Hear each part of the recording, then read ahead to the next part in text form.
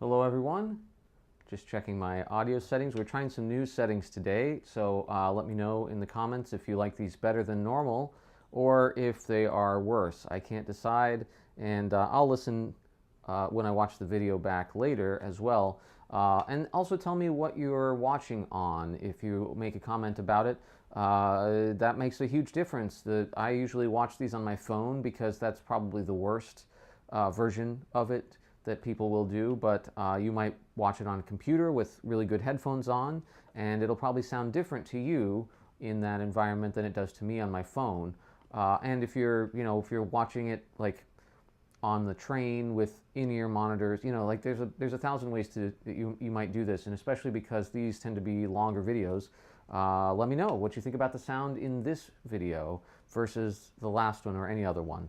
Okay, so what are we going to do today? Well, it's been the first week of school for us and for some of you as well. And so I thought it might be nice to recap some of the broader concepts that I covered in all the lessons that I taught this week. So I think I taught 13 or 14 lessons, and a lot of the things overlap, but I pulled up all of the lesson notes that I took over the week, and I thought I'd go through them one by one. If you're one of my students and you're watching this, I'm certainly going to tell you guys about it after I post this. But if you're one of my students, then I'm doing these roughly in order. So if you had a Monday morning lesson, then you'll probably be one of the first people I talk about. I'm not going to say your name. That seems like a breach of confidence, but I am going to just talk about the concepts. And so if you're looking for your lesson concepts, kind of look roughly in proportion to where your lesson was in the week, and see if I'm talking about some of the things that sound familiar to you in that part of the video. But I think all of these could be good for everyone to at least think about and know about. So they're not in the order that I would actually like to do them in, but that's okay because I just want to talk broadly about them and then kind of move on to the next one. So without further ado, let's start. As always, if you want to comment, ask questions, I have the chat up, so feel free to do so. But all right, so the first one maybe is sort of appropriate, and that is embouchure. How do you make a good embouchure? But in this case, actually, the real meat and potatoes of the embouchure is not having too tight of an aperture, because okay, so what happens? We have, oh, let me put it back on this. We have, okay, so we all know we're going to breathe in, right? And we all know we're going to blow out. But the way that the lip either resists or releases that blow is going to change a lot behind it and also in front of it. So, for instance, let me play. I'm going to play with some bad sounds on purpose. But let's say I have too open of an aperture, right? So it's just the air is just falling out, and that would be maybe I don't have enough lip in the mouthpiece, or maybe I have not enough of one of the lips in the mouthpiece, or something like that. It's fairly common. So especially when people sound usually they sound really good, but other things break down. So let me see if I can demonstrate that for you.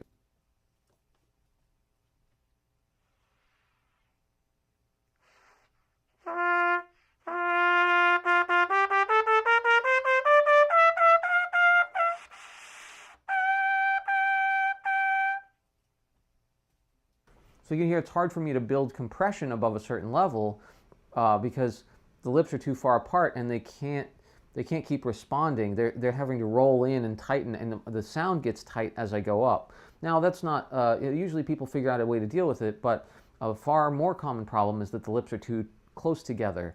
And if you've been working like I have with the I call it the hootin' out, but an embouchure sort of device, then you really want the lips to be as close as possible, but there is a too close, right?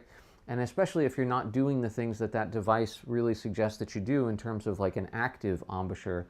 A lot of people have rolled in very tight lips, and so what that does is it means that they have a lot of compression built up, and just a very tiny sort of needle of air is coming out. And so let me demonstrate that.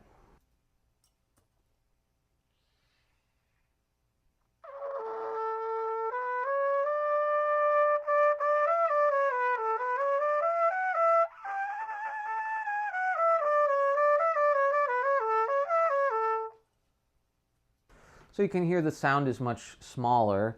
And I didn't have any students that sounded like either of those things this week, but sometimes we change the aperture to get around the horn, right? We tighten to go up, we loosen to go down. And some people on the internet say that that's the way you should do it, but I disagree.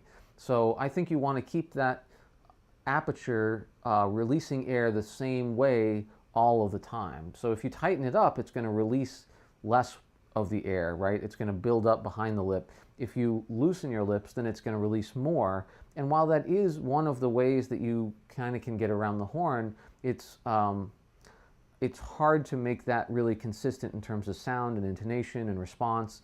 And so while it does work for some people, and I've even seen them do it, it really doesn't work for most people. And now we're all doing that a little bit, right? We're tightening when we go up because we can't help it, and we're loosening when we go down because we can't help it. We're just trying to keep things working. But we want to focus on that release of air. So how do we do that? Well, one thing you might notice if you have a tighter embouchure is that you also feel a lot of tightness in your throat. And that's because your throat is trying to do stuff to sort of mitigate what is happening up here. So if I'm tightening up here, then my throat's fine. It's going to stay generally open usually. But then when I loosen, well, then I'm losing compression, and so then the throat will tighten up. Or sometimes it's both. This is tight and this is tight, and then you loosen this up and this starts to loosen up. They're tied together, but it's different depending on how hard you're blowing and what range you're in, what you're trying to do, if you're tonguing or not, right? So there's a lot of factors. So I mean, I could talk about each one of them, and I'm sort of mentioning them, but what we really want is to know how to work that out, right? How's it all going to work together? So if we start back at the breath, right, at the blow, I really want everything to just feel like, right? I want some resistance because I have to build compression so I can play this thing, and I need some kind of embouchure, right? I can't just go. And a lot of methods will get you to breathe that way, but that's not, you can't breathe that way into here, right? So I like to just kind of think about my tongue position, and if you want to do this along with me, so first we're going to say the word the. Say the, right? Now notice when you say the word the sides of your mouth, the sides of your tongue brush the teeth, right? Just the molars on the top there. So now we're going to say the word the, and we're not going to finish saying it. We're just going to kind of get stuck in the middle. Right? And we don't want the, but it's hard not to do that when we're trying to say a word. So now, just think of the tongue position that you use to do that.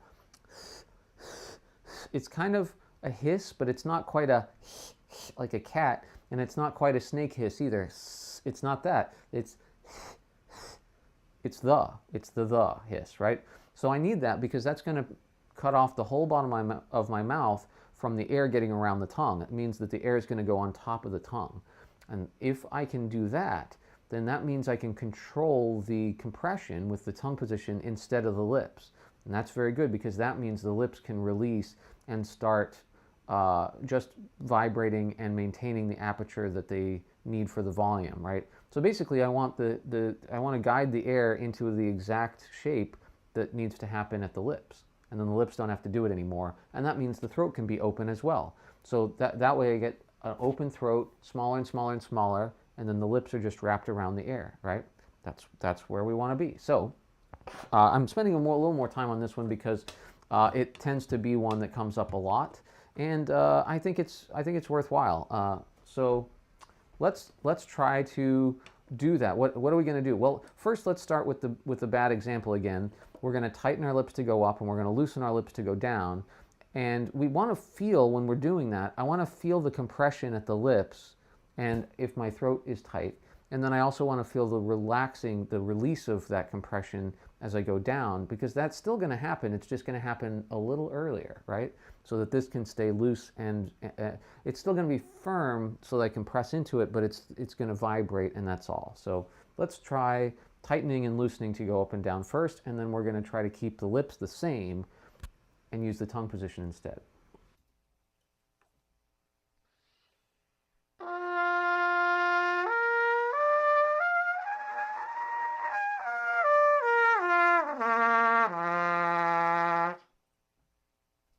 Okay, you can hear a lot of different things going on there, and I know I'm not making it sound good. It's because I'm not very good at it because I don't want to do it that way. There are people who are very good at it. So, don't knock it till you try it, I guess. But now we want this to feel like it's just doing the same thing the whole time, and this to feel like it's doing the same thing the whole time, and the tongue is going to take over. So first we have to discover what that's like. If you can whistle, that's great, but instead of whistling, you can just make an air sound. So sort of like a,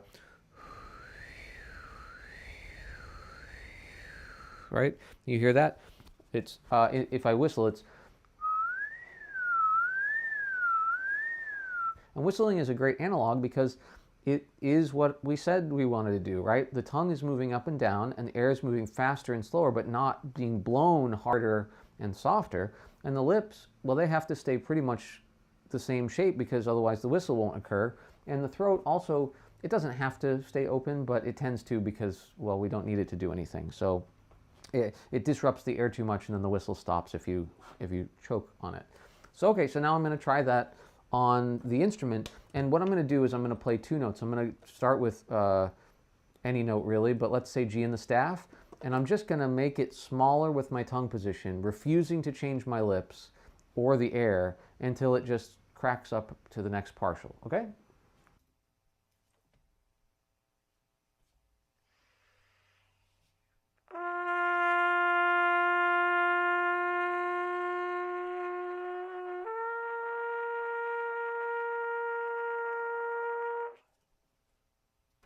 So we got a little bit of a spitty tone, and we had a lot of like sharpness in the G until it finally cracked, but we didn't move anything else. Let's try it again, see if we can do it a little more gently.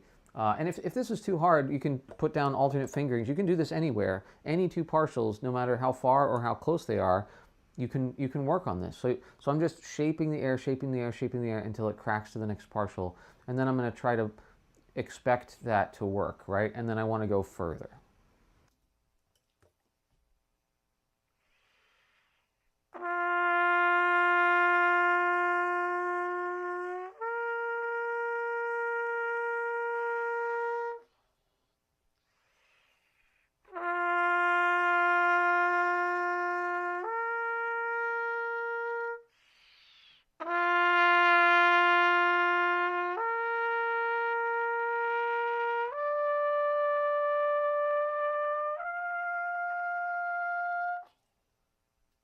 Now the crud in the tone, right, is that I'm really refusing to do any adjustments with my lips, and well, some adjustment probably is necessary to just to kind of keep things clean.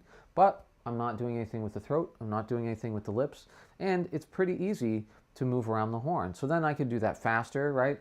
We could get into some Vince slurs. I could do that higher. I could do that.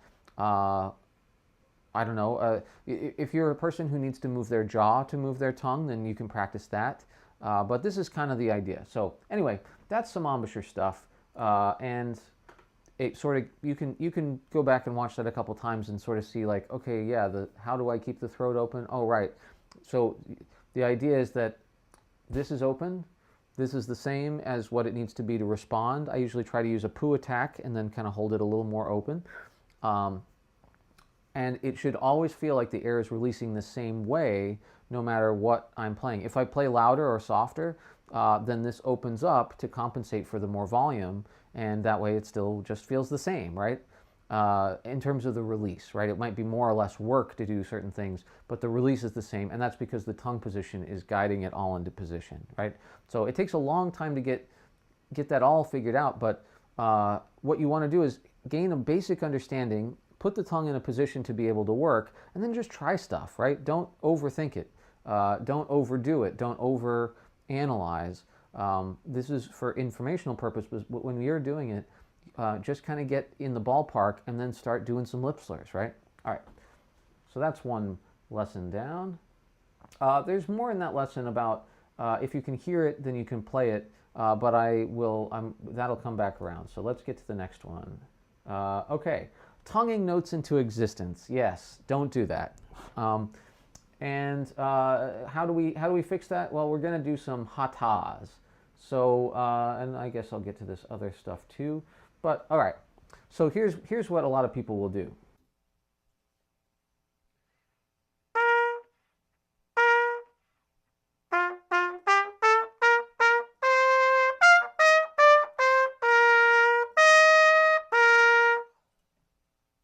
Some good King Wenceslas for you there.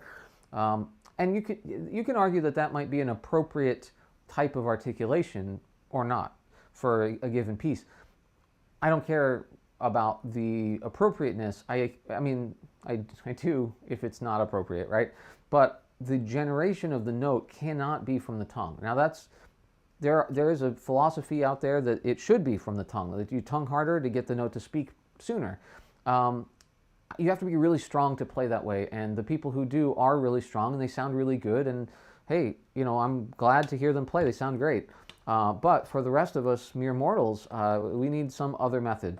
And so we need to find a way for the air to generate the response, which is a much nicer feeling, I think, but also just the air is free. So if it does the work, then my lips just respond and they don't kind of get exploded upon by the air. And so if I can get that to line up with the tonguing, because you still need a tongue, right? You can't just breath attack everything. But what if you could do both at the same time, right? In other words, that you're doing a breath attack that happens to coincide with a very light tongue, and it ends up sounding really clean. And then maybe I'll play some more good King Wenceslas. So how do we build that? Well, first, we just get some breath attacks going, right? And then very gradually, I'm going to start adding in tongue after the note responds. So it'll sound like ha-ta, right? Ha-ta, ha-ta, ha-ta, right? Just get that. And then I'm going to try to sneak the T, the tongue, back towards where I know it's responding. So I'm practicing like how if I blow into the horn, it responds on a certain note, and I'm starting to anticipate when that response is going to happen. And as I anticipate it, you know, I know when it's going to hit here, then I'm bringing the tongue closer to where that point is until they're happening simultaneously, but the air is still generating the response and the tongue is just cleaning it up, okay? So I'll do all of that all together right now.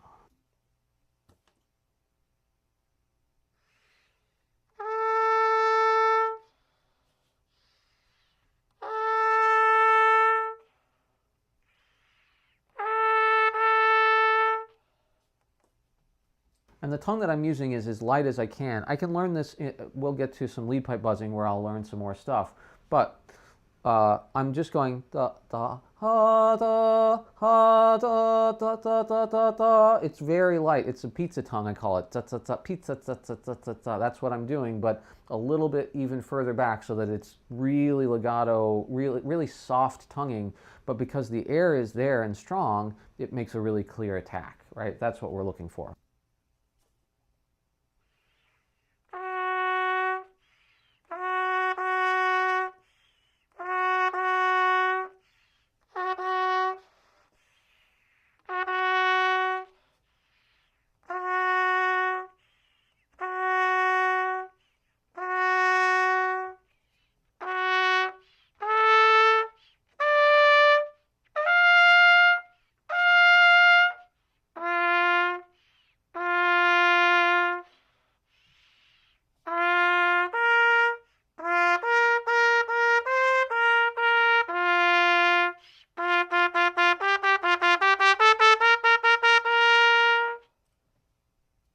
And that's as simple as that. Now I know where the tonguing needs to strike, and I know I can trust my air, and so then I can even get into it a little bit. And you can hear sometimes a little bit of a sort of a ramp up of air, this kind of ta, ta, and that's okay if that happens. One of my teachers did that for years if you were really up close to him, because you could hear him sort of like making sure that it's going to be a forward sound so that there's enough air to kind of get to that reflection point, and then let the note start.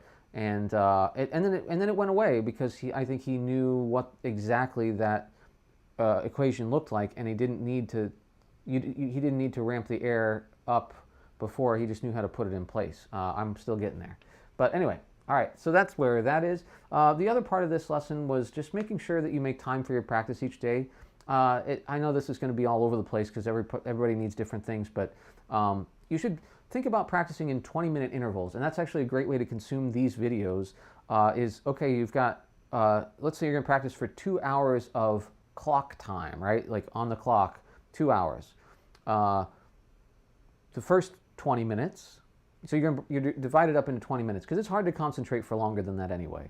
So you're going to, the first 20 minutes, you're going to warm up a little bit. And let's say you did your routine earlier in the day. So this is just practice. This is not routine stuff. So you're just going to warm up a little bit, make sure your playing is in good shape, maybe reassess the things that are the hardest for you that you did in your warm up.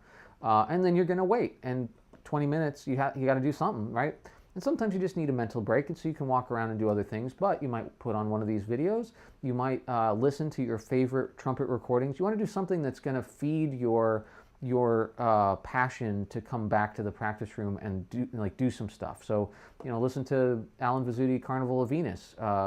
Listen to Håkan Hardenberger at the beach. When we were in school, we had to pick out 20 minutes of the hottest parts of the hottest tracks that we had of trumpet playing.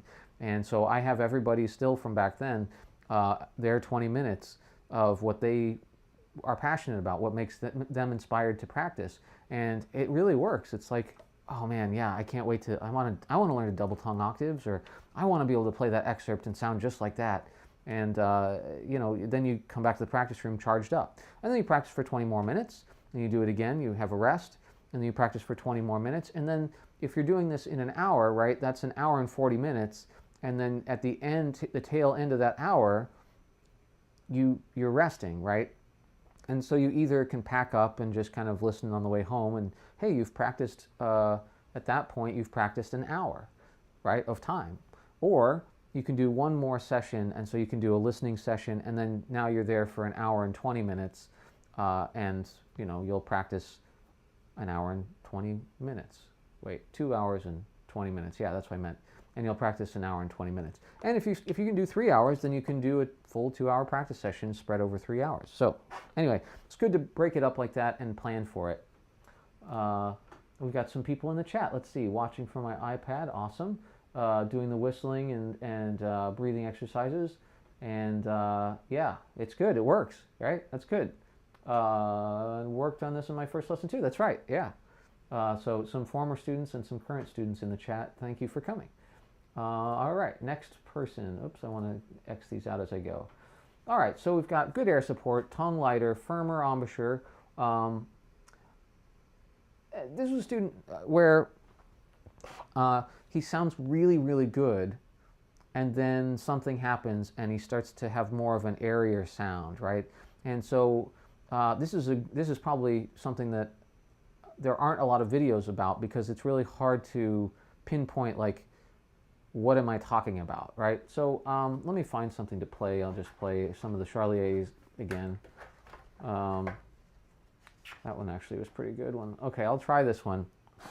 And so it'd be something like this. I'm gonna pretend, but he always starts off really good. And certain types of things, this is several of my students, certain types of things sound really great. And then other types of things, usually their production isn't as good. And they tend to be technical things with lesser production, lesser sound, and more lyrical things.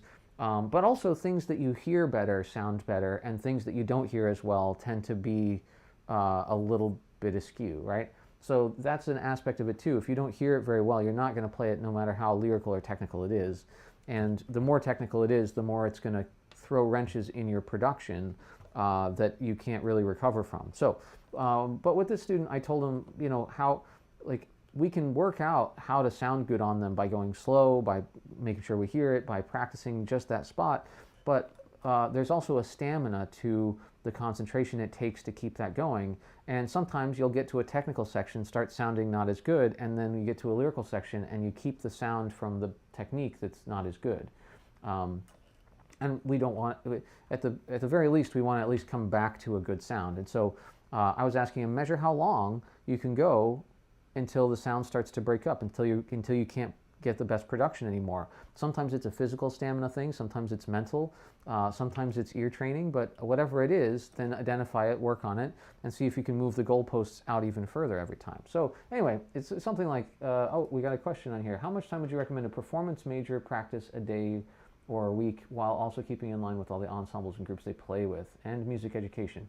So both of those questions, I have the same answer, sort of.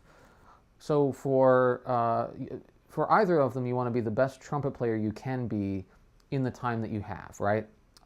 Some people argue that music ed people don't have to be as good, but I think they need to be better in the sense that they need to know more.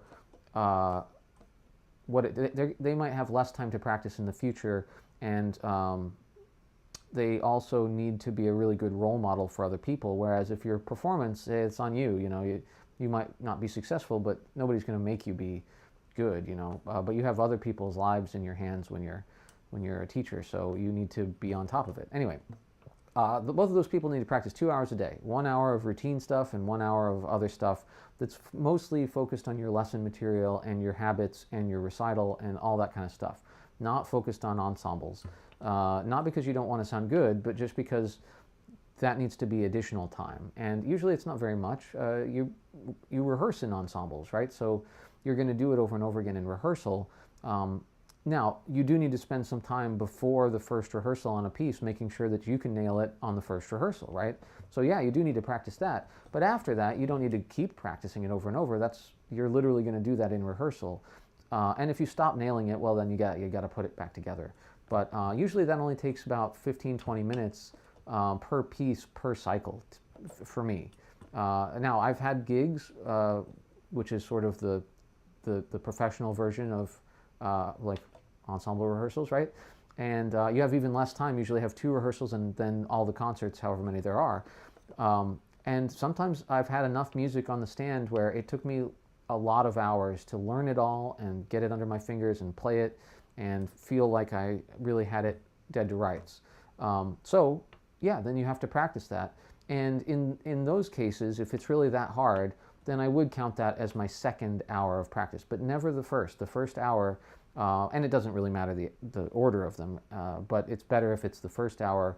It should be devoted to my production, my technique, my sound, my imagination, like just the fundamentals of good trumpet playing, so that when I go to play that music, I'm expecting good sounds to come out.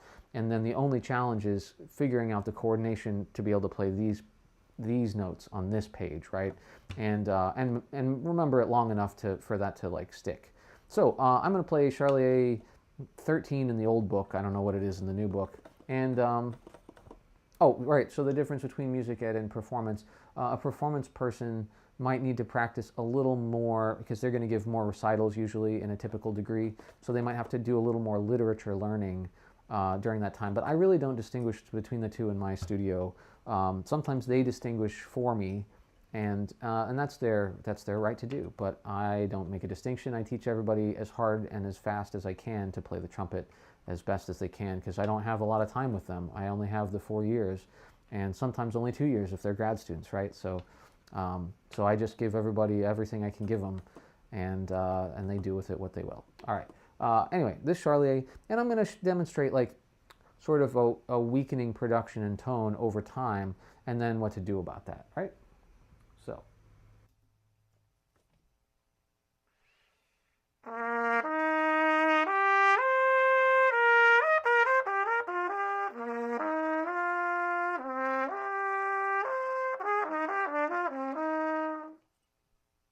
Just a little short phrase there. You could hear when I played the wiggly bits, I backed off my air and I did something with my lips, and my tone got cruddy. Not terrible, but just a little bit of air in there, a little bit of spit, and then I never recovered that, and then I did another wiggly bit, and it got even worse. And so what would I do with that? Well, if I was performing, I would take a nice big breath and come in the next time with my biggest, best sound, right? And so maybe I'll play some of this. I don't know this etude that well, but I'll play some of this and try to do that, because that also happens to me. That's a natural thing. As you run out of breath, you tend to collapse. But I can also just try to push the stamina for it out, right? Like I can slow down these passages, really build in my best sound, then speed them back up without losing it, and then try to build that into context. So let's do that quickly, and then we'll see where we get.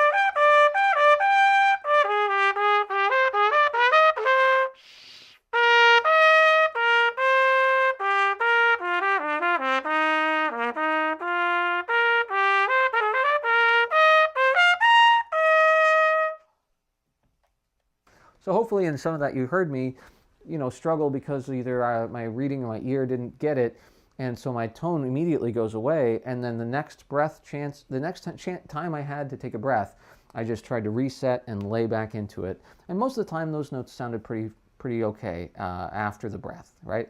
And then I'd get in the weeds a little bit, my sound goes away. That's something that happens. But it won't happen if there's no weeds to get in, right? If you really practice something well enough, then you've built in all the best sounds. That's the only way you know how to play it. And we've talked about that a lot on the channel. So you're welcome about the info, by the way. All right, let's move. Let's see. Well, I even gave an answer that I didn't just demonstrate, which was just to slur it all slowly, but that's just working on your production. We sort of did do that. And then you speed it up, then you get the right articulation. So in this case, it was like all slurs anyway, but let's say I was playing something shorter and it was hard for me to get the tonguing to not make it sound bad. Well, then I would slur it all, then I would legato tongue it all, then I would shorten up the articulation but keep it slow so that I can concentrate right. And then I would speed that up, because you don't want to speed things up when they aren't quite finished yet. The final step is always the speed, because then you're just making the events closer together. You're not working on the quality of each event anymore, if that makes sense. So, all right, moving on. Let's talk about vibrato. So what is appropriate vibrato? How should you do it? What does it sound like? How do you find out? And the answer is recordings, because that's the history of our vibrato. Like, where does it come from? Other people's vibrato. Where does their vibrato come from? Usually other trumpet players too. Eventually you get back far enough and we're talking about violinists, singers, cellists, right? So you can go back all the way, but even if you listen to modern, let's say opera, that's pretty far afield from what we can do on the trumpet and sort of get away with, right? The closest maybe would be Doc Severinsen to a modern operatic style singing, but that's he has way more. His vibrato is narrower in pitch, and it has to be, otherwise you wouldn't know, you wouldn't be able to play the trumpet that way, right? They have almost a fourth or more of pitch shift in a lot of modern opera singing, and that's just too much for us. So, but cello is still very good.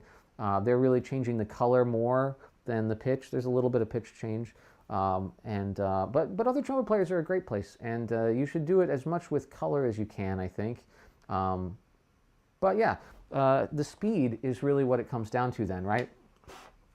And it can't be too fast, although some people, I mean, we can do a sort of demonstration, different speed vibratos, right? I wish I had other music here to play. Maybe I can find a more, well, it doesn't matter. Let's see if I can remember some of the Biche Scarlatti variations. So I have a lot of recordings of this piece. There's a Vizzuti recording, amazing, beautiful, probably the fastest one for the final movement. But the one I listened to the most was the Håkan Hardenberger one, and he has a very interesting, when he was 18, I think he recorded that, and he has a very interesting sort of fast and narrow vibrato that he uses just sparingly. Then I also had Ole Edvard Antonsen, who has an even more fast and maybe slightly wider in this case, but still very narrow overall vibrato. And then there's vibrato that my dad would use, or a little bit closer to like Bud Herseth, orchestral, sort of slower speed and a little bit maybe deeper, but mostly in color. Or in my dad's case, it's sort of a 50-50 or like 70-30, where it's mostly color, but there's a little bit of pitch shift. So you can listen for that, and that comes from your detailed listening, right? I'm talking about it because I've heard it. But then you also want to practice it. So let's practice some vibratos. I'll find I'll play everybody's favorite, Charlet number 2, which is Charlet number 5 in the old book, I believe. No? Maybe not. Yeah, it is. But wait, why is, oh, these pages are backwards. I see. All right. Here we go. I'll change some vibrato, and you can decide which ones you like, but make sure that you're thinking about it also in the style of the piece. This is French music, so I can get away with a little faster vibrato than maybe normal. But if I'm playing it for like an orchestral style audition, maybe it's the required stuff on the list for school orchestra, well, then I'm going to make sure that I play with a vibrato that is appropriate to that type of group. So.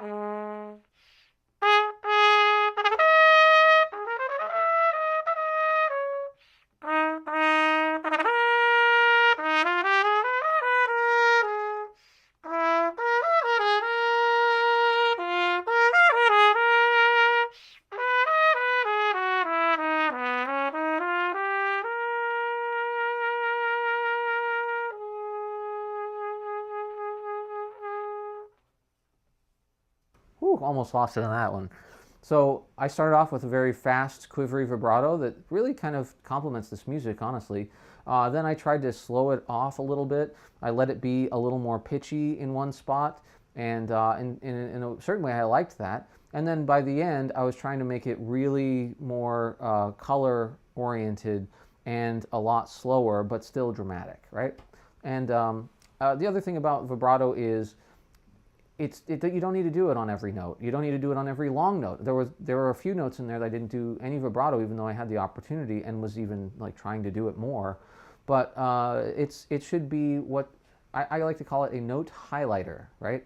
It highlights a part or all of a note that maybe has tension or was the release of the tension, right? Those are the two normal ways to use it. But you can also just use it when you arrive on a certain note just to highlight that that note is interesting and make it even more interesting, right? You can also think of it like a trill. A trill is put on a note that is interesting for some reason, right? It's either a long note that we're trilling for a long time while other things happen.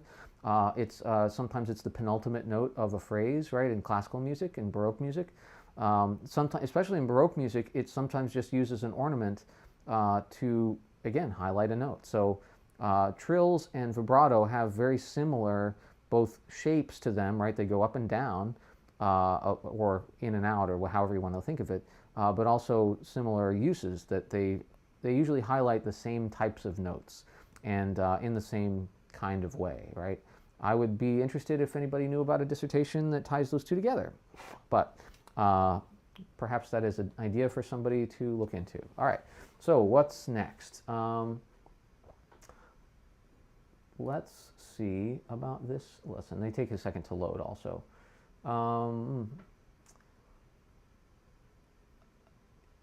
Yeah, I mean, sometimes people play very well, but they don't take the time to really set themselves up for success. So I see a lot of people, when they're, especially in lessons, sometimes in auditions, they get nervous and they do this. And so I say, all right, well, go ahead whenever you're ready. Let's see if I can find another etude to play. And they go, okay.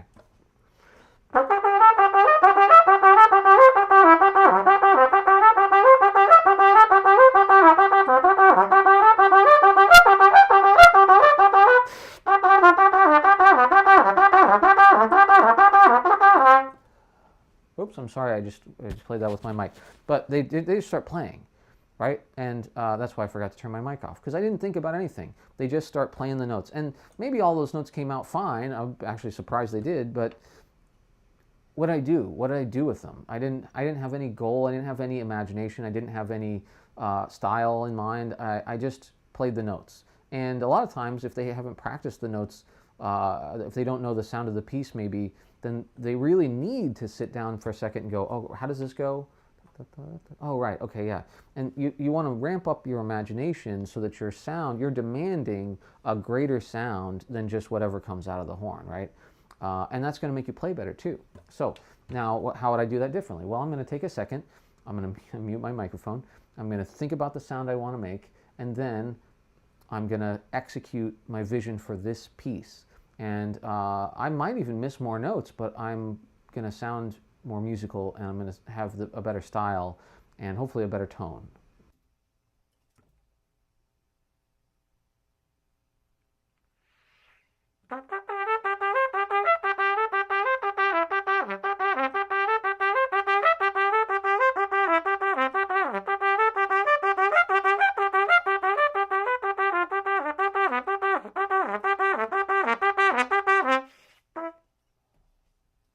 Right? It was better. And it was more energetic, it was more intense, it went somewhere, and I felt better about it, and I definitely played better from my support and not just from my face. Okay? So, that's all there is to that. Pretty simple. I got some more comments.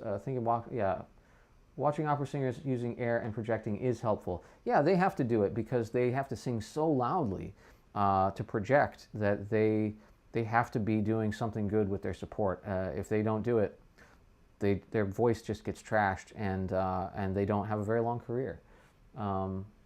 Let's see what is next. Developing routine is important. We've talked about that a lot, so I can just skip that. Let's talk about the third ear. It's sort of related to what we just did. So the third ear is a Gunther Schuller concept from The Complete Conductor. C-O-M-P-L-E-A-T, complete, not the way that we normally spell it. It's an old English spelling, I believe. What was I going to say? The third ear, right. So what is like, that sounds like the third eye or something. And in a weird way, it kind of is related to that. But okay, what's the first ear? Well, you might say, my ears, right? No, they're the second ones. The first one is your imagination, we just talked about.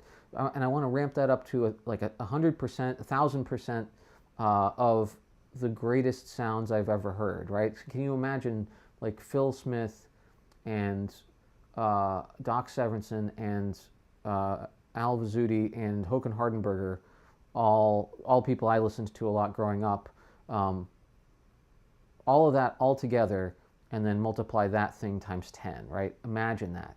And so you can try to do that. And even if you get some of that, that's good. And then you're going to demand that come out of the trumpet when you play. Okay, great. So we got a first ear and something to do with it. Then your second ear, well, that's your ears. And they hear, and you have to practice that too, because they can hear just pitch, they can hear the tone, they can hear the pitch and the tone at the same time, right? That takes some concentration. They can hear the nuance of the articulation. They can hear what it sounds like coming off the back of the hall instead of just off the music stand. You need to work on your ears. You need to listen a lot and in a detailed way. But okay, what are they hearing? And that's the second ear. Then the third ear is the one that lives in between the ear and the brain, or the ear and the imagination. And that's the one that compares them and tries to adjust to get them to match better. What you don't want to do is adjust your imagination to fit what you're hearing. And that's what most people do. They say, I don't know, does this sound good?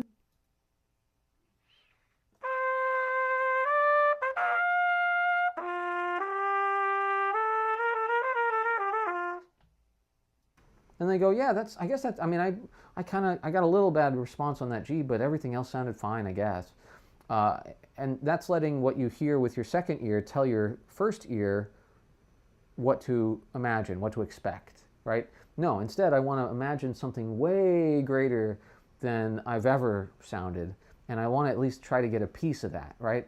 And then my third ear is going to say, oh yeah, okay, you'll get closer if you do this. Oh, this part is missing. Can you try to bring that into it? So I'll play some more of this, and I'll use my first ear well so that I can use my third ear to try to get closer and closer to my goal as I play. And this one I know pretty well, so I should be able to go a little ways.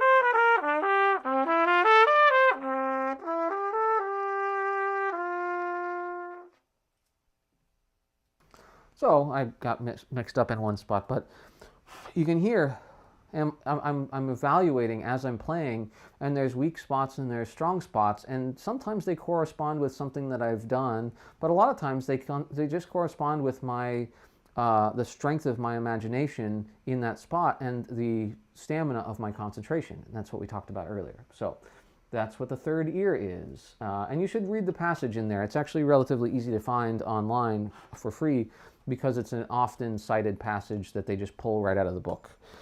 So the third ear, Gunther Schuller, Complete Conductor. All right. Oh, this one's good. 3 strikes and you're in. So it can be hard to learn a new production that doesn't have too much tension built in, or that is really healthy. Like we said at the beginning, if I'm too tight or too loose or something, and so I fixed that. Let's say I've worked on it and I fixed it. Well, but now I want to play an etude. I'll try to keep playing different etudes out of the Charlier book. I don't want to play ones that I'm going to just sight read badly for you. I don't think I played this one yet. So what's 3 strikes and you're in? Well, I need to practice my production, and I only want to have good takes so that I'm working on that. I'm operating on that level of what I worked on, right? The good one, not sort of a partial success. Partial successes are always okay, but they're if I can get they're on the way to 100%, right? So that's what 3 strikes and you're in tries to help work out for you. So it's not really strikes, it's like hits, I guess. But I'm gonna do my turnaround, right? And this happens to be, I'm gonna do Charlier number 9 in the old book, which is I think Charlier 3 in the regular book. I've been playing out of this all summer, so I can't remember. But so I'm gonna play the first note, and I'm just gonna keep trying. And if I have to do some even like breath attack and then hatas and stuff like that, okay, those all count not as strikes, not as good ones, but they might get me there. And then I need 3 in a row that are exactly what I was asking for, and then I can play the phrase. Okay, so let's try that.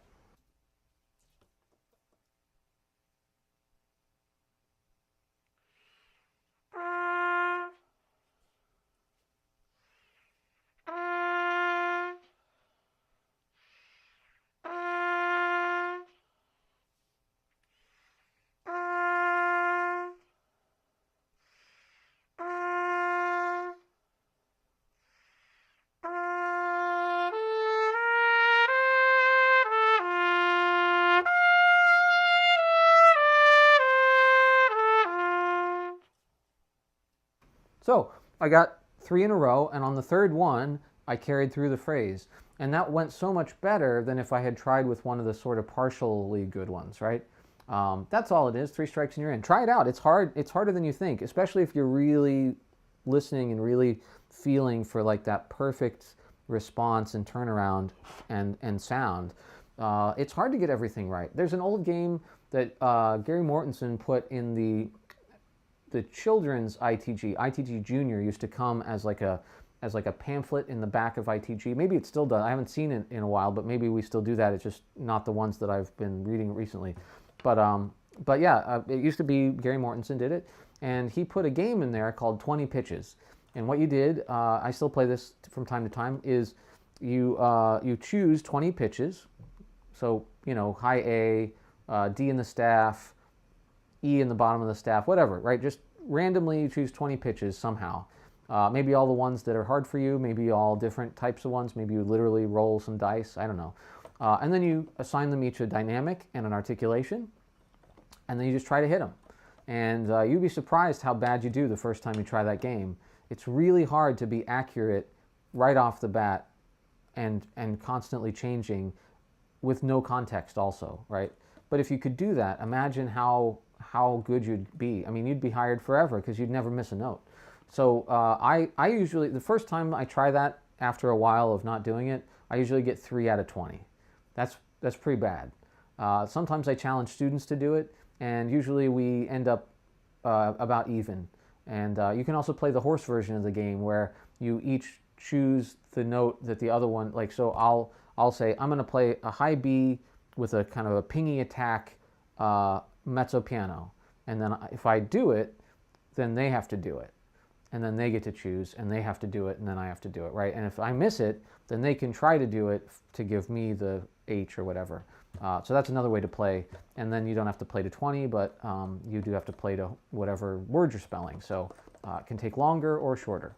Anyway, both good ways to do it, but 3 strikes and you're in is a great way to make sure that you're starting off with your best production, and that way you've got 3 in a row, so you can pretty much bet that you'll get 4 in a row and 5 in a row. Eventually you do need to be able to get 1 good one in a row from a cold start, but for now, don't practice your music at sort of in a skid if you don't have to. All right, pretty good. Let me check on the stream. I've been going almost an hour. Okay, so we don't want to go too much longer because these get super long. Let's look at this one. Okay, so this is a good, like, sometimes you have a certain way that things work, and you know that that's maybe not a perfect way. As a matter of fact, I'm going to combine this one and where's the other one? This one. Yes. So I'm skipping around a little bit. But so let's say you have where the best way that you can get response is to sort of like get your mouthpiece on there and then drag it down onto like a point in your teeth, right? That's me, as a matter of fact. I have a point in my teeth, and if I drag the mouthpiece and the lips all together onto that point, the response happens for me because the teeth are pushing the lip into the mouthpiece, and it's real easy to get that just like spark of response because the lip is kind of pushed into the right position, right? So let's say that I'm doing that and I'm relying on that, and it's really, really hard for me to stop doing it, even though I know that it's not good for me. That would be a good trick if you really have to get something to come out, right? But I don't want to play like that all the time because it starts to tear up your lip. So, okay, well, what do I do about that? So there's a couple of things you can do. But one that I found works really well is, let's say we're doing an embouchure change, right? So let's say I'm playing off to my right a lot, which is something that happens to me, and I want to just put it dead center. Okay, well, let's do this. So I've got a mirror here. I need a mirror because I can't really rely on my senses at first. Eventually, I hopefully can, but I want to set it up, right? You got to make sure, don't look at the mirror like this. That's not going to help, right? You got to really line it up.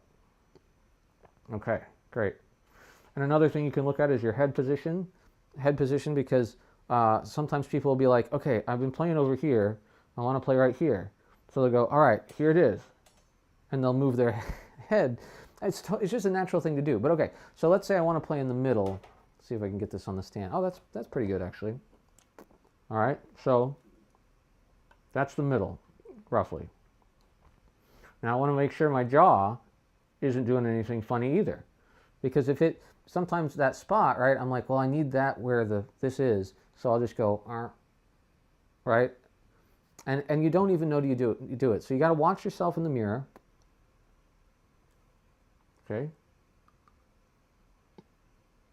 And now that I have it set, I'm going to play, I'll do it again, but I'm going to play with as little pressure as I can, just up and down scales, and also like sort of shapes that go upward. So like a Deutsch would be great, or just like a Schlossberg kind of exercise, softer and higher, so that I'm shaping things with my tongue position, and I'm not really able to use my lips or my teeth architecture to get around. And I just want to do this as long as I can. I'm not going to do it as long as I can right now, but I want to do it as long as I have stamina for, and that might be 1 or 2 minutes at first because it's a new spot. I'm using my muscles differently. I'm not using any pressure, and we rely on pressure for part of our endurance, our stamina. So it's actually really hard to do like very low pressure playing. You could say no pressure, but a little is okay, you know.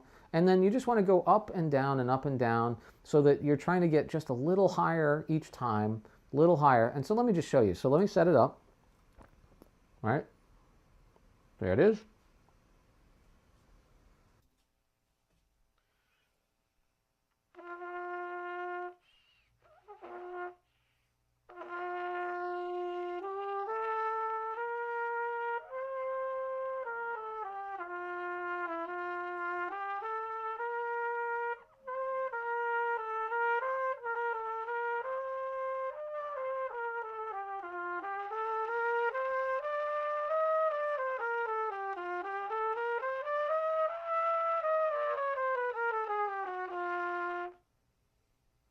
And it's going to sound crappy and it's going to feel like unstable. Fine. That's fine. We don't care about that because all we're doing is we're training a new spot to feel like it's normal to vibrate that spot. We're training the muscles around it to center around that spot so that it actually helps keep things working there. And we're training our tongue position to be in control instead of the architecture. So all of those things really, really good. And then let me show you some of the sort of Deutsch exercises. So once I've done that for a while, then if I start to feel like, oh, this new spot is great, then I want to just add like half the pressure I would normally use so that I can sort of get through the partials a little bit and do some lip slurs. Same thing though, soft, very little air, a lot less pressure than normal.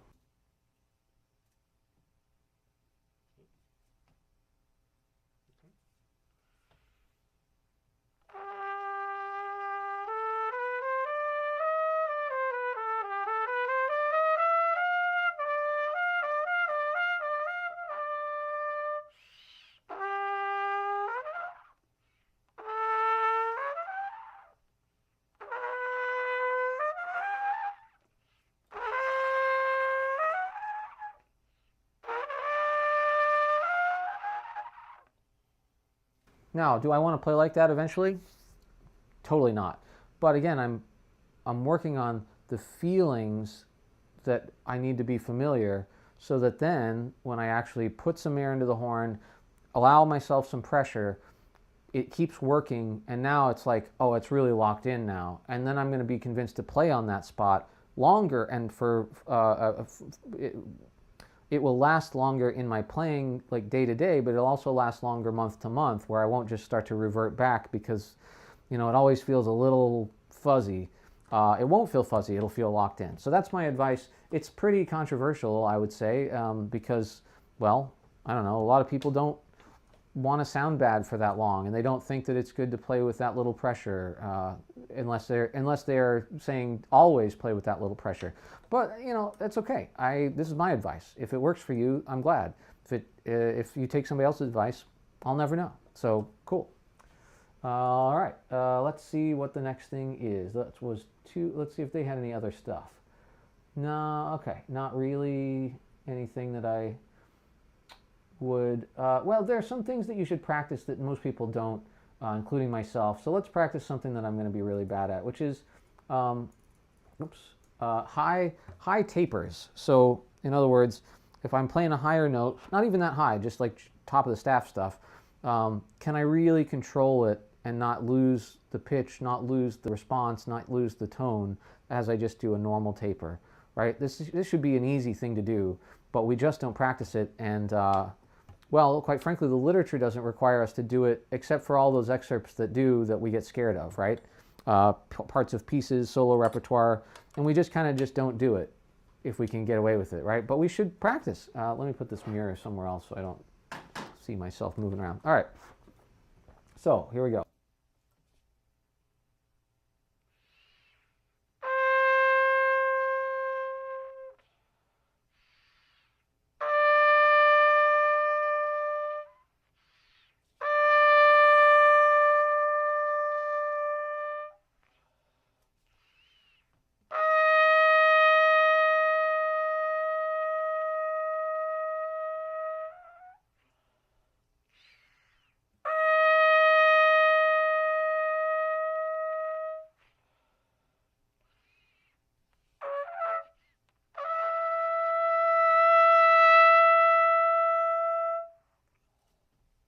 So that one I tried to start softer, so maybe I thought, oh, maybe I'm blowing my lips apart. But no, I'm just bad at this, right? So I'm not going to just keep sounding, it is the motto of this channel that I'm never afraid to sound bad. But I'm not afraid, I just did it. And you don't need to hear any more of it. But find out how bad you are at it. Maybe you're great at it. But a lot of times it takes some specific skill to just do these kinds of tapers. And it matters the context too. Like I'm here in my office, all the doors closed so I'm not disturbing anybody else. And it's really loud in here. So I'm trying to get super quiet and it's easy to stop blowing the right way. But if I was in an orchestra, I wouldn't mind really supporting and blowing out. And that's really what I need to do. Well, let's try one just to see, just philosophically, sometimes that can change everything. So just imagine you're in a big orchestral space.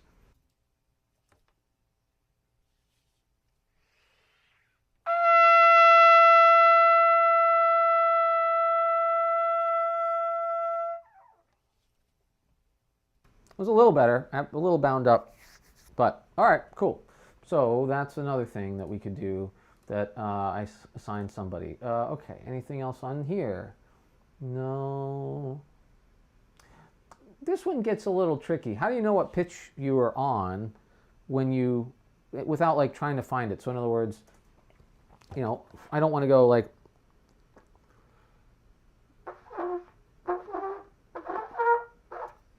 okay, that's my first pitch, right? I gotta just know my first pitch. I can't like play some notes before an audition or before a concert. Or so one trick that people like to use is like during the tuning note, you do some ear training exercises in your head and try to work it out, or even literally play the first note of the piece.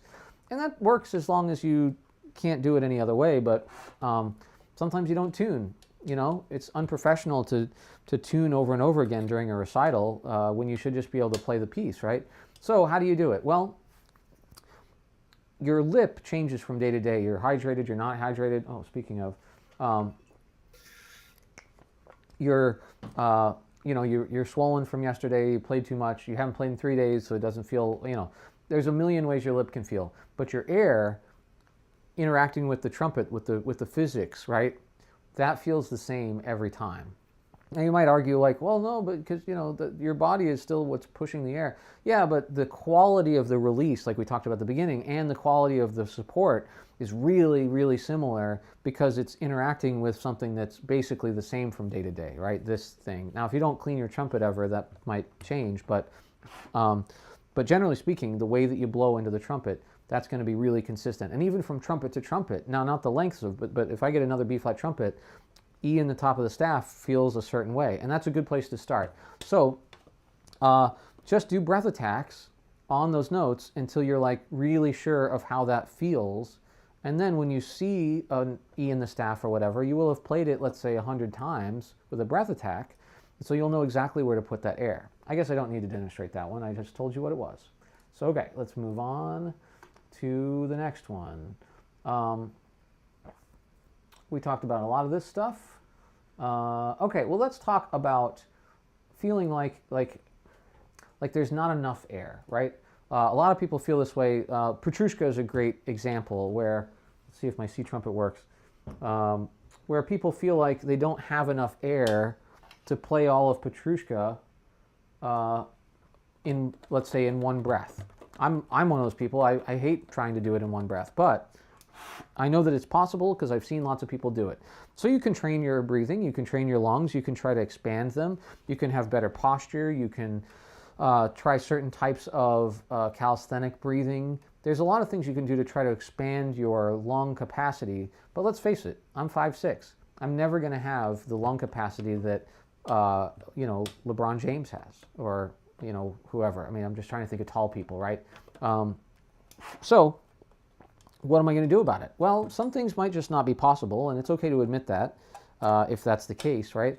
But I've seen people much smaller than me play much longer phrases, like kids, I mean, like, 8, 9 years old, and they seem to be able to play for a long time, and they still sound really good. So what's going on there?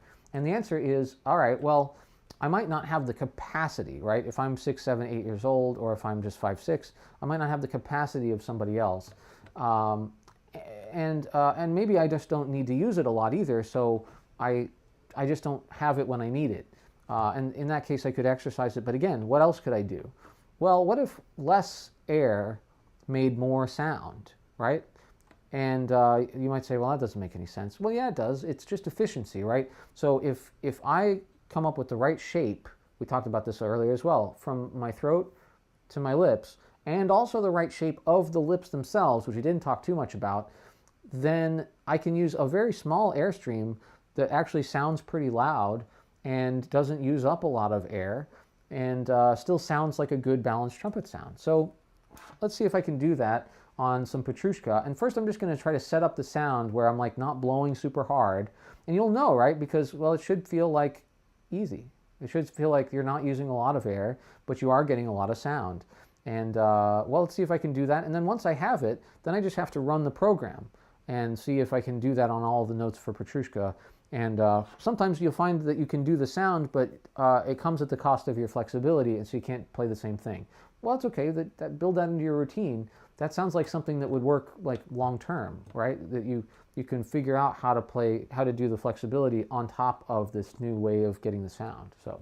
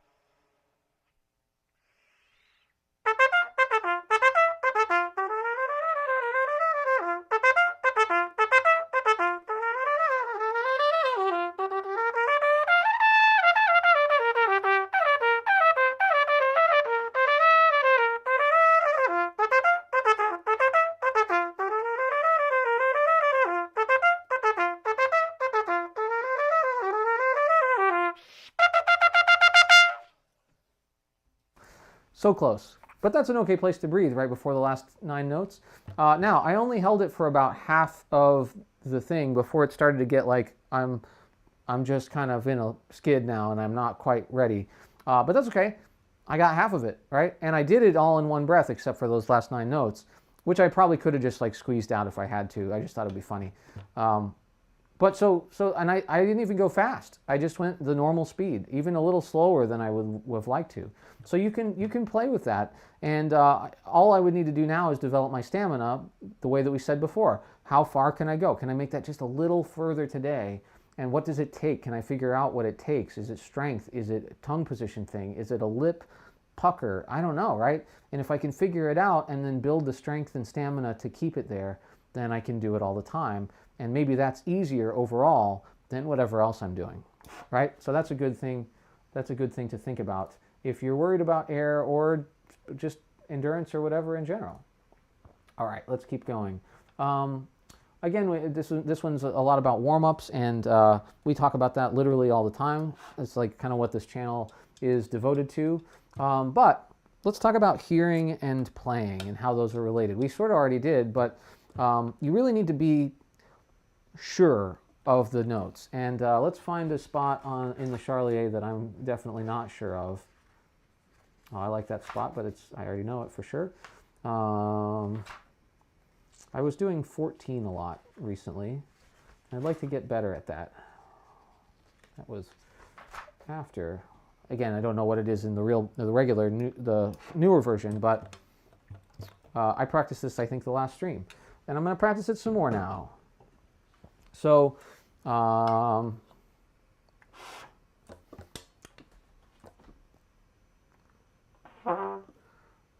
if I'm going to sing, this is at the 3/8 tempo, 5th line. If you're following along, it may even be in a different place in the new book. Actually, I don't know, but you can get this one on IMSLP.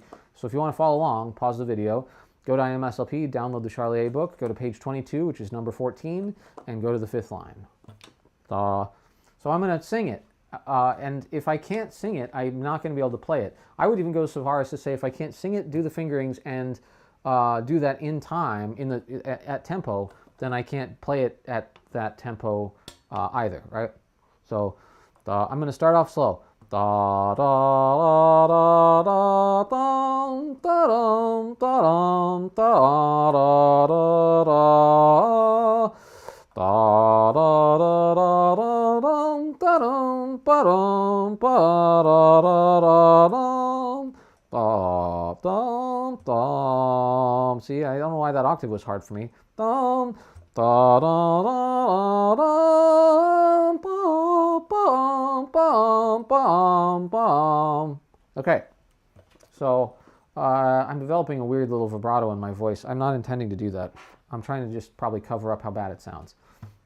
So now I could play it that slow, and there is a lot of good reasons to do that, but I'm sure that I can play all these notes. I know that they're in my range. I know that I have I can play these kinds of things, so I'm not even going to do that step. That's just wasted face that maybe I need to do, but I can always go back and do it again.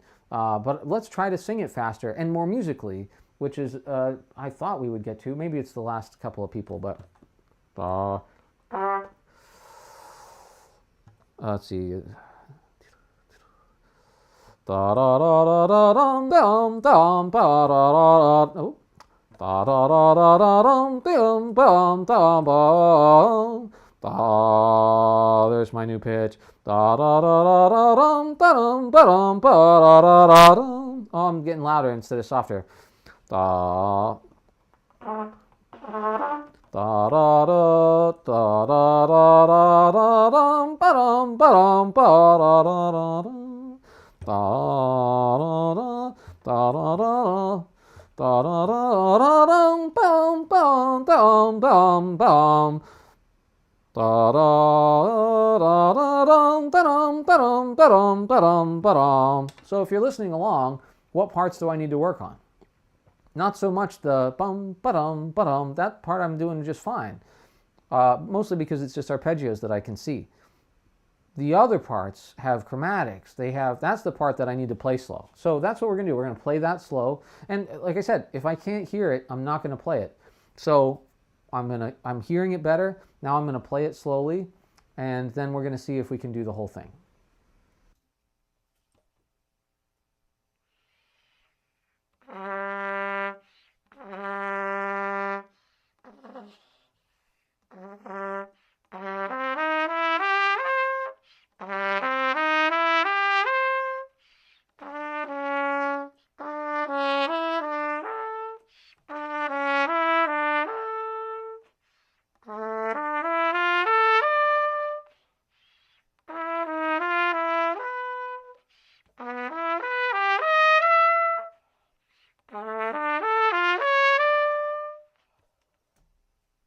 Okay, pretty close. So I'm definitely getting tired now. I've been playing too much now. But okay, I'm gonna try to play this passage all the way through, and I'm just gonna try to play musically. If I've done the work, I've done the work. If I haven't done the work, then trying to think about it and do it on the fly is only gonna make my musical line worse. So now it is hard to just play through, even though you're playing gibberish, and still try to play musically and pick it back up. But it's just a thing that takes practice, and you have to do it. So this is a run through of this little tiny section, whether I get all the notes or not. And if I totally crash and burn, well, I'm not gonna keep going, right? Because there's no point. But yeah, you really want to. If you even medium crash and burn, just pick up the next phrase. Just breathe. Try to come back in with a good sound musically.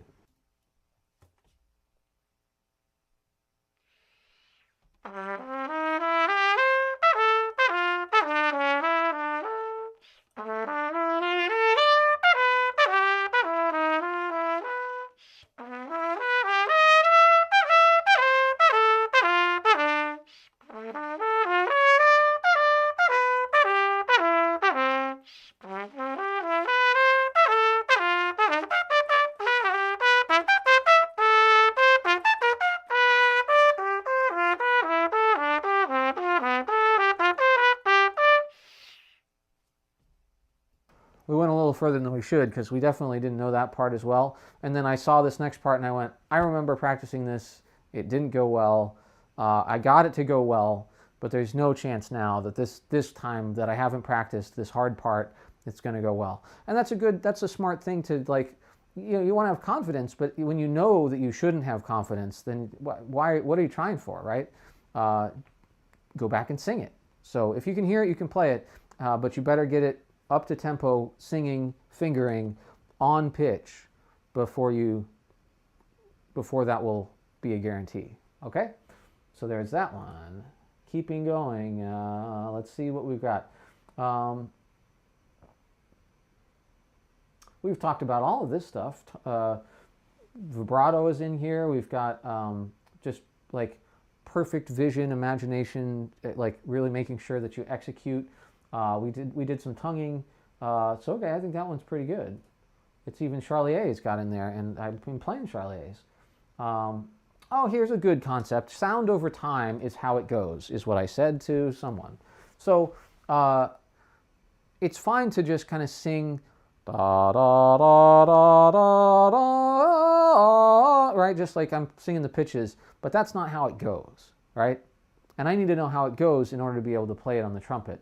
So I could play it at a time on the trumpet. That's how that exercise would go, right? But I need to know how it goes, and that includes the rhythms and the pitches over time, right? So I don't want to have convenient time where I go da da da da da dum da dum da da da da da da, where I'm figuring it out so that my time's all over the place, or it's faster for easy passages and slower for harder passages. No, I want ba da da da da dum beyond beyond beyond da da da dum da da da da da dum da dum da dum ba da da da da dum. Right?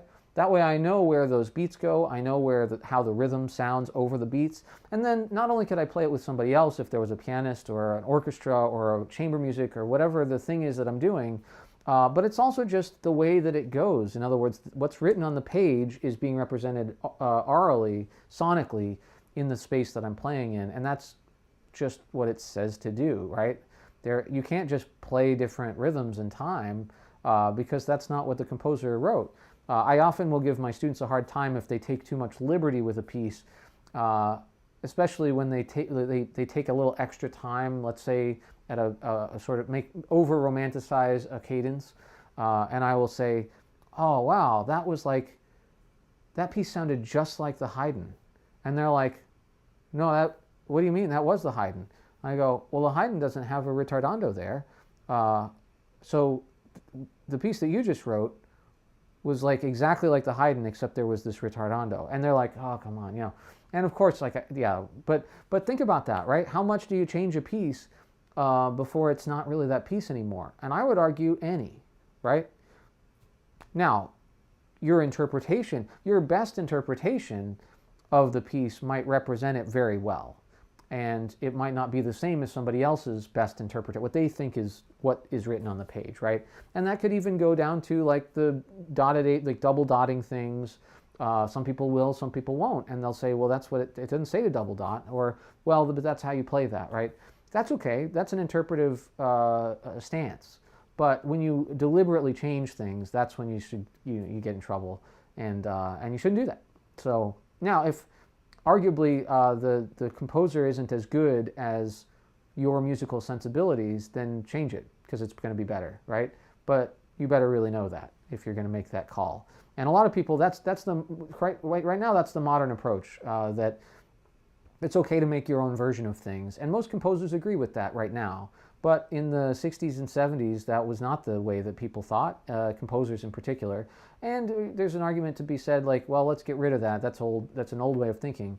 I like to keep it where it belongs, on the pieces that were written then, right? The pieces that are written now. I played an Al Vizzuti piece one time, and I called him up on the phone to talk to him about it, and which is such a privilege to be even able to do. And I said, there's this one passage, though, I just can't play. I learned it backwards, the lick. I learned the lick inverted from the record because I wasn't listening carefully. And now it's really hard for me to play it the correct way now that I have the music in front of me. And he says, oh, don't worry about it. Just play it however it sounds good. And I was like, what? No. But he meant it. He really meant no, just make my music sound good. I don't really care if it's exactly those 4 notes in that order, as long as it's those 4 notes and not some other notes, right? So that was nice of him. But I've also heard some composers say, well, that's not what I wrote. And even living composers that I went to their rehearsals of their premieres, and yeah, they're like, well, you're not playing that right. So, it'd be with a grain of salt, interpretation should be limited to what's not something that you could write down.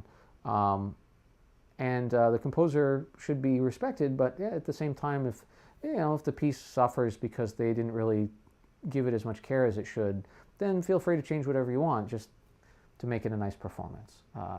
So both answers are right, as usual with me. And that's all I've got for the stuff from people's, well, that's me in the past. Okay, I see. Sorry, Restream came up on the browser, and it's scary because it's 20 seconds later.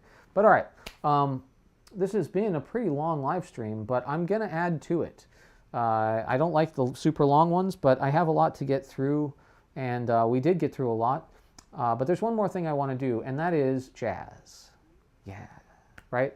How to do it. We've done this on the stream before. We've done whole like streams that were just dedicated to my particular like order of operations for jazz. But that was for like college students who have had some theory and understand chords and should be working on their arpeggios and their scales anyway, right? That's what that was about. What we didn't do is for anybody else. And so that's what I want to do today. My girlfriend is a middle school band director who's going to start teaching jazz, and she asked me about this, and I thought, well, I'll just do it on the stream, and not, I mean, I'll show her also, but like maybe that's something that other people are interested in too.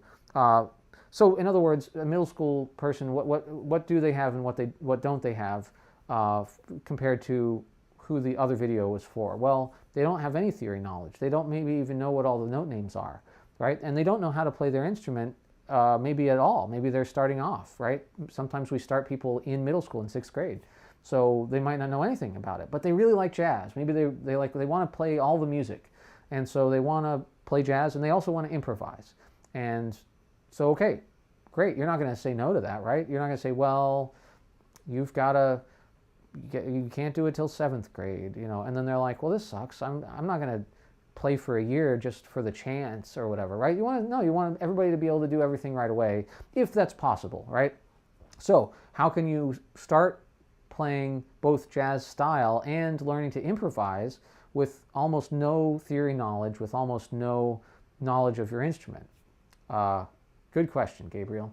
And I'll tell you right now, it's the way that we wish that college students would play and professionals would play, and that's by ear.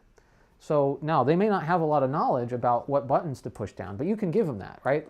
You can give them that basic, like, so it's all about getting them to have fun playing by the sounds that they're hearing and the sounds that they're, so it's like the third ear concept, right? They're hearing the music with their second ear, and then they're going to play something that you've told them and compare that to what they would like to hear, right? So it's a little bit inverted, right? But it's the only way we can do it. And then once they've had some experience, then they can start generating ideas up here. So I'll give you a brief overview, and I'll have to put on headphones for this because we're going to do some play-alongs with iReal Pro, excuse me. It used to be iReal Book, then it was iReal B, then it was iReal Pro, and that's what it remains today. So I've paired up my phone here. Oops, there it is. And I'm gonna pull up. We're gonna do. If anybody has any requests from the like real book stuff that it would have on here, let's do Mr. PC. Okay, I'm just gonna put this on ultimate, repeat forever, and it's gonna be hopefully not too loud, but I'm gonna play. Let's just listen to the chord progressions first, right? So this might be, I wouldn't do this with a middle school band, right? I would have them start off with like a head chart, and they would know the melody and they would play the melody. We don't need to do all that because that we can train them to do. We can mark in the fingerings, we can show them the rhythms, we can learn that also by ear, but then like identifying, oh, well, that's, if you think about it, they have the best like sort of mind for this because they don't know what they think they know already. They don't know anything. And so they're going to make connections that we're trying to get professionals and college students to make. Like, oh, I know the sound of this rhythm, but that's what it looks like on the page. So when I see that, I'll just play the rhythm I know. Instead of, I'm looking at the page and I'm trying to figure out how to play that in time. That doesn't work, especially with complex rhythms, like you see in the Charlier book. But if I already know how to play a rhythm and then I am shown how to write that on a page, well, then I'm just identifying sounds on the page, and that's a much better way to be in the first place. So it's a really great opportunity to get people to actually start off with the right thing in mind, and they can get really good really fast. So let's just listen to Mr. PC chord changes though, and we're just going to kind of, maybe this is the 7th grade or 8th grade. We're just going to I'm just going to play some notes and see what I like here and there, right? And as a teacher, you might, come up with a couple of different pitches that we all could play, and then we can all decide like when to play them on our own, right? But it's like these four. So we want restrictions because we don't know how to play this yet either. So it's not just all 12 notes. It's like, well, one of the notes you can play is 1 and 2, and it sounds like this. And one of the notes, or whatever. So let's listen to the chord changes first, get an idea of what it sounds like. Then we're going to, well, then you'll see. It'll take it a second to get hooked up here. Or 5, 6. Just let it go around. And this is the top right here.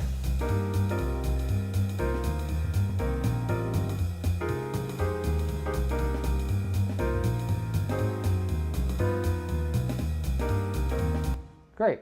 So we hear sort of a shape to things, right? Now we're going to just toot some notes. It doesn't matter, if it's good notes or bad notes.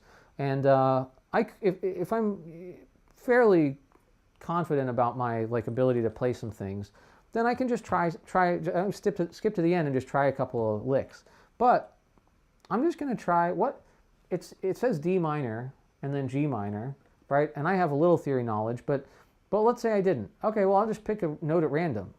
Let's put down second valve, and I know I'm going to play a B, but it might have come out an F sharp or something instead, right, if I don't know how to play. So, but I'm just going to make a sound. I'm going to pick something and make a sound, and I'm going to play that sound all the way through. I call this the one-note samba. This is at the end of the system that I use for college, but it should be at the beginning of this one because I want maximum experimentation and maximum hearing and comparing. Right, so I'm just going to keep it playing and play F sharp forever. I'll mute.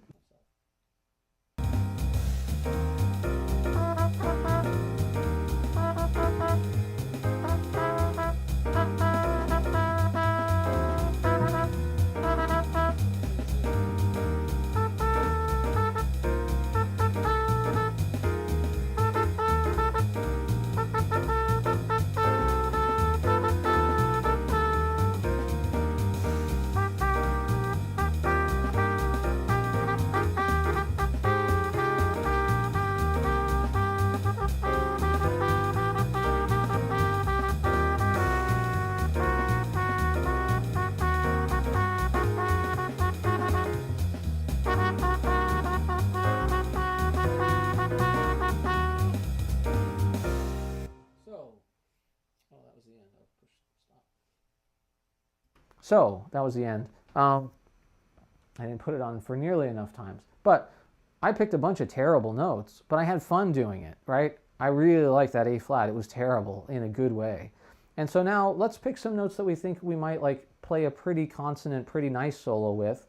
I didn't hate, B didn't work a lot, but maybe I'll play B flat instead. That makes more sense. And I'll play A. That worked out pretty good. G sounds like it could be fine. So B flat, G, and A. That's 3 notes, 3 fingerings, right?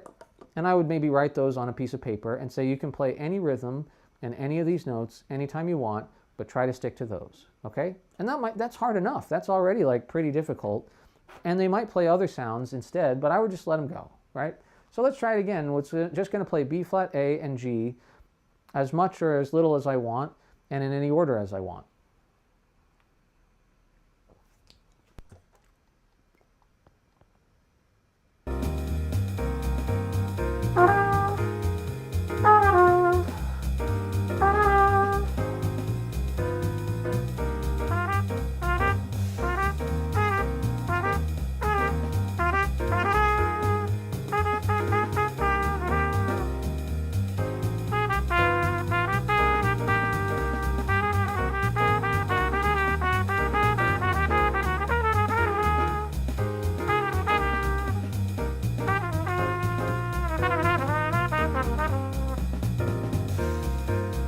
So now I played some extra notes. I started to get fancy with it. I added in some other chromatic notes around the notes, and that's the next step. It's like, all right, well, once I know the right notes to play, I want to add in more interesting things around them. But at first, I mean, in middle school, that's not going to happen right away, right? You're just going to have rhythms and some right notes for solos. But that develops, and as they learn other things, like you can teach them. I talked about this with my girlfriend a bunch. I'm sort of against like the blues scale and the, like play this scale over this thing. It's a valid method, and sometimes people just really need to be told like what to do, and then that helps them feel like more confident to do it. And there's nothing wrong with that.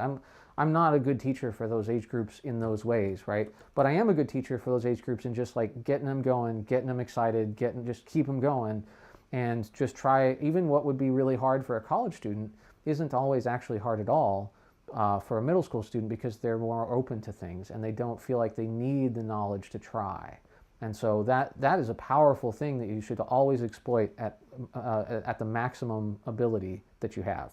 So, so what is going to happen for them? Well, they need to know kind of instead of the blues scale or the Mixolydian scale or just the major scale that goes with a piece. Let's choose another tune. And oh gosh, I think I thought I made a playlist for easy changes. Yeah, here's all blues. That's a good one.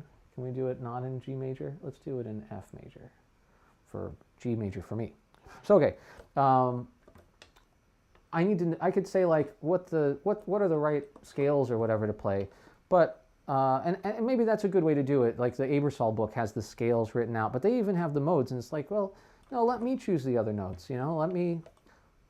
If I'm a middle school student, I'm only going to have so many notes at my disposal. But the trumpet always has all the notes at its disposal, right? So I would even encourage some experimentation with those other valves. What about that third valve? Use 1 and 2 for most things, but what about that third valve? What happens when you push that down in combination with other things? So it has to be controlled. It has to be like, why don't you try this instead of just try whatever you want? But suggesting to like try this. Well, what about this? What about this? Oh, now, how about let's do this and this, right? So you control what's on the plate, but you don't control them, if that makes sense, right? Control the environment that in turn controls you, that controls the environment. I think that's a Cliff Madsen quote. I'm sort of anti-Madsen most of the time, but I always thought about that quote a lot and was like, I don't know if I know what that means or not, but that's kind of this. So anyway, let's try all blues. Hi, Dad, by the way. I just saw that we're doing reverse beginning jazz band stuff. So how to improvise with no knowledge, which I think we should probably teach college this way, if I'm being honest. Okay, so I'm gonna put on all blues, and so okay, what are the steps to? Whoops! Oh, I've done something bad. Jazz stuff is what I want. I see. Yeah, I did it. Wow. I can't believe it. So, okay, this is the end, right? You play the one-note samba, you play a simple solo, and you play one lick only. One ping only. So, what we just did is the one-note samba. Then we're going to play a simple solo. That's what we're going to get out of real beginners. They're going to be able to play a simple solo pretty quickly, and they're going to want to stay in their comfort zone. So always give them some extra stuff to try. So let's try out all blues, and we'll see what we want to do. Again, I'm not going to talk theory knowledge. I have it, and I can see it on my iPhone. So it's gonna, right? I can see. You can't see that at all. I can see the changes on there, but I'm not going to use them. I'm not going to play with them. I'm not going to look at them. I probably was that last time. I'm just going to listen. And so I'm going to listen to one full playthrough of all blues. And then I'm just going to start trying the notes that I know. And of course I know all 12 notes, but let's pretend I don't. Let's pretend I only know the notes that are in 1 flat and 1 sharp of key signatures. So that's G major, that's F major, and that's C major. So I'm going to try really hard to stick to those notes and still play a pretty good solo. But first I'm going to just try out some notes and do one-note samba all over the place. I might do one note for a while and then switch, and then I'll try to play a simple solo with what notes I think I have.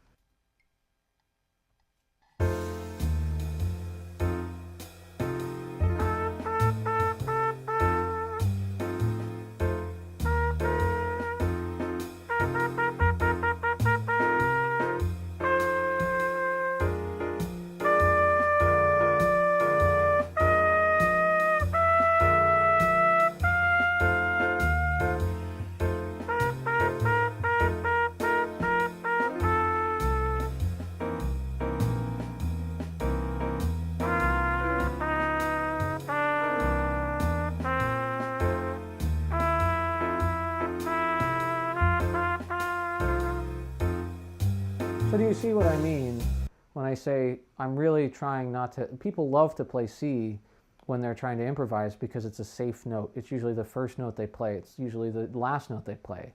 It's the scale that they know. So C comes in a lot, but it's not really a good note for most of this tune. And so how do you show somebody that? Well, you say, well, do you really like that C, or do you wish it was this note? And then you play a B or whatever the right sound is. And then they know that it has this sort of tension to it as a suspension that they could use. So they might still play C, but they know where it goes harmonically. And that's, again, without any theory knowledge, that's a powerful thing to try to do. And then once they get more notes, well, guess what? Now they're improvising with half steps, and that's bebop. That's what we are trying to get people to do in college also. So I'm going to keep doing this and, actually construct a good solo. It's really hard not to play other outside of these three key areas notes, but because especially the E flat chord is like, oh God, what do I even play? But, I just play something that I know, right? I can't play what I don't know. What I've never heard before, unless a very happy accident happens. So anyway, I'm going to keep going.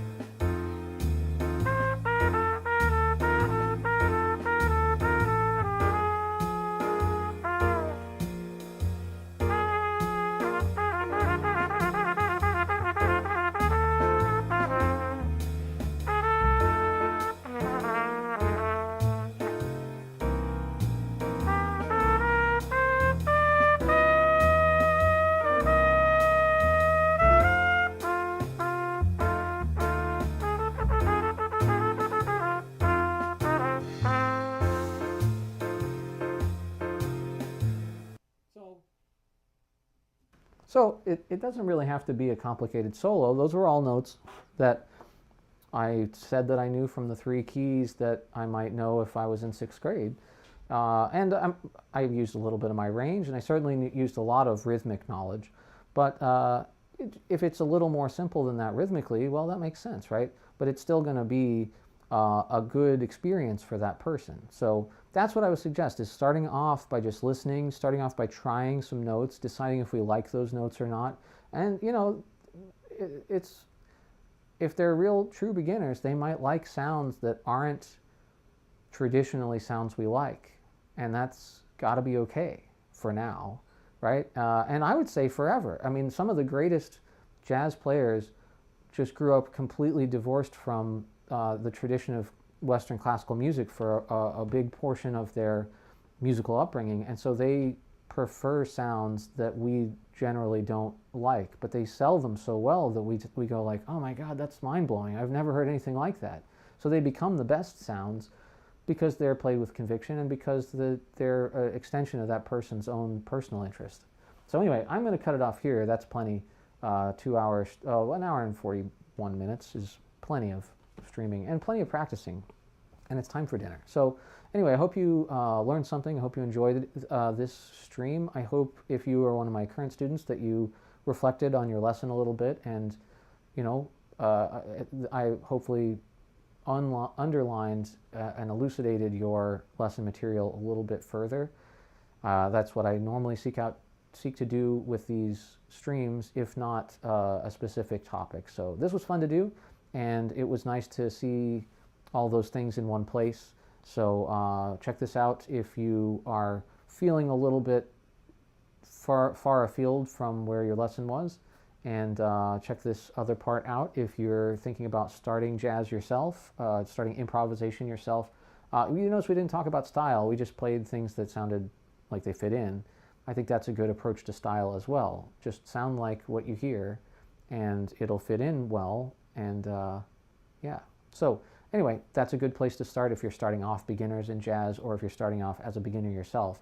And I like to stay further away from the theory at first, and then the theory that you have later, if you're a college student who's doing this on your own, your theory knowledge just is a huge catalyst for your understanding of why sounds sound good and then you can practice that. And you should practice those things in every key so that you're ready to do it at a moment's notice when your brain, your first ear hears it, your body will actually play those sounds and you'll get it. So that's the right approach, I think. And I might even reverse my general approach with my current students.